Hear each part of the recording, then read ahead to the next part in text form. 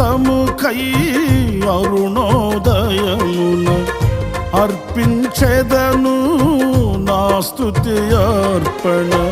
పరిశుద్ధులలో నీ స్వాస్థ్యము యొక్క మహిమైశ్వర్యమునే పొందుటకు, పరిశుద్ధులలో నీ స్వాస్థ్యము యొక్క మహిమైశ్వర్యమునే పొందుటకు, ప్రతి విషయములో స్తుతి చెల్లించుచు పరిశుద్ధాత్మలో ప్రార్థించెదను.